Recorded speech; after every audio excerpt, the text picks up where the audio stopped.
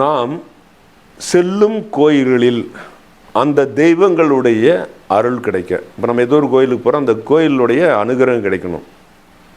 என்ன பண்ணணும் அப்படின்னு சொன்னால், அந்த கோயிலில் ஸ்தல விருட்சம்னு ஒன்று இருக்கும். இப்போ ஸ்தல விருட்சம்ங்கிறது என்ன அப்படின்னு கேட்டிங்கன்னா, நெட்டி வைக்கிறதில்ல. ஒரு கோயிலை சாமி பிரதிஷ்டை பண்ணுவாங்க. சாமி பிரதிஷ்டை பண்ணதையும் தானே அருகில் முளைச்சி வரக்கூடியது தான் ஸ்தல விருட்சம். ஒவ்வொரு சாமிக்கடியிலும் இருக்கும், எல்லா சாமிக்கும் ஸ்தல விருட்சம் இருக்கும். இது தானே இயற்கையாகவே இறைவனோட அருளில் படித்து வர யாரும் நெட்டுவதல்ல அப்படின்னு ஒரு கணக்கு இருக்குது. அப்போ அந்த ஸ்தல விருட்சத்தோடைய மகிமை அளவிட முடியாத மகிமை. அப்போ நீங்கள் எந்த கோயிலுக்கு போனாலும் இந்த ஸ்தல விருட்சத்துக்கு அடியில் உட்கார்ந்து அந்த மூலமான தெய்வத்தை, எந்த தெய்வம், விநாயகர் ஆகட்டும், முருகன் ஆகட்டும், லட்சுமி ஆகட்டும், சரஸ்வதி ஆகட்டும், எந்த தெய்வத்தையாக இருந்தாலும் சரி மனசுக்குள் நினச்சிட்டு கட்டாயம் எந்த மந்திரங்களை சொன்னாலும் கூட அந்த மந்திரங்கள் வெற்றி பெறக்கூடிய வாய்ப்பு இருக்குது.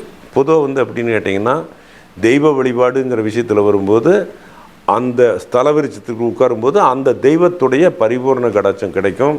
கட்டாயம் யார் போனாலும் இதை செஞ்சு பாருங்கள். அப்போ நம்ம போனதோட நோக்கம் நினைவு, இங்கேருந்து நம்ம ஒரு இடத்துக்கு போகிறோம், திருக்கடையூர் போகிறோம், அங்கே முல்லைச்செடி தான் ஸ்தல விருட்சமாக இருக்குது.